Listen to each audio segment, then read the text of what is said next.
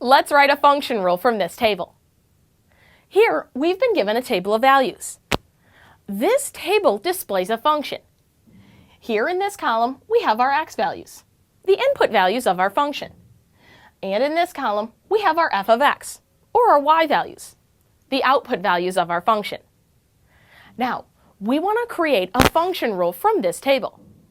Remember, a function rule is simply a set of instructions on how to change each input value into its appropriate output value. So here, we need to figure out how we can go from each of those input values to get their matching output values. Then we need to see if we can identify a pattern in how we do this. From that pattern, we can write a function rule. So let's take a look. Let's start with this first set of values. We have an input value of 1 and an output value of 4. Well, how do we get from 1 to 4? Well, there's a lot of different ways we could get from 1 to 4. But here, let's just take a look at some of the more simple ways. We can start with 1 and add 3 to it, and that will give us 4. Or we could also take that input value of 1 and multiply it by 4. That would also give us 4. So here, to get from 1 to 4, we would need to take 1 and add 3 to it. Or we could multiply it by 4.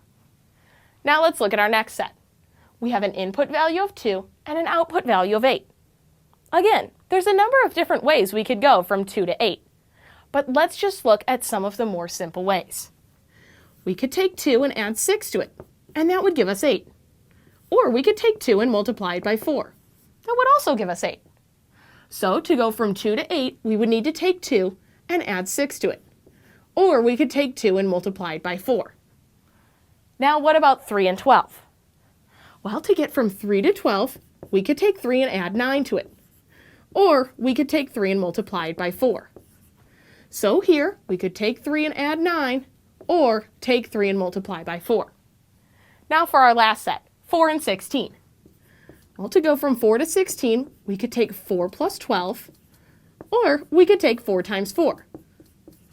So here, to go from that input value of 4 to the output value of 16, we need to either add 12 or multiply by 4.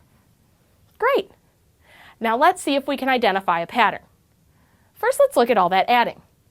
Here, to go from the input to the output value, we add 3. Here we add 6, here we add 9, and here we add 12. Well, I can't think of a function rule that we could create to allow us to do that. So let's look at the other way we found. Here, to go from our input value to the output value, we could multiply by 4. Here we could multiply by 4, here we could multiply by 4, and here we could multiply by 4. We could take each of our input values and multiply each by 4 in order to get the appropriate output value.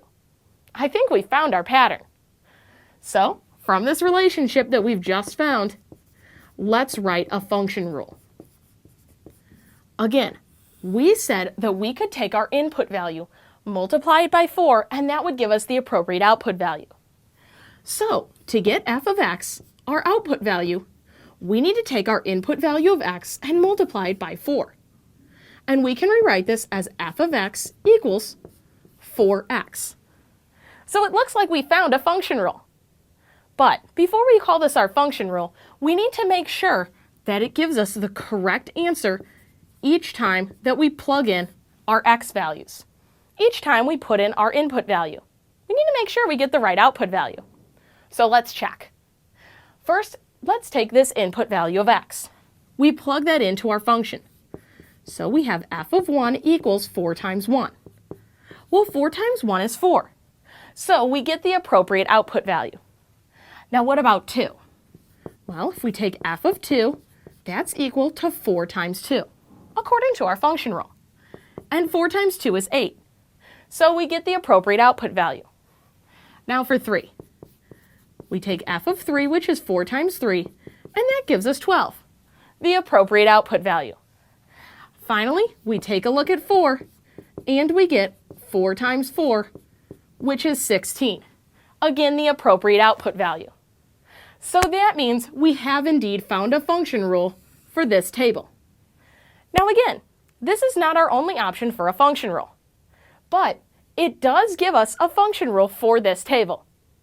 So in this problem, we were able to identify a pattern on how we get from each input value to each output value, and from that pattern, we were able to create a function rule. We have f of x equals 4x.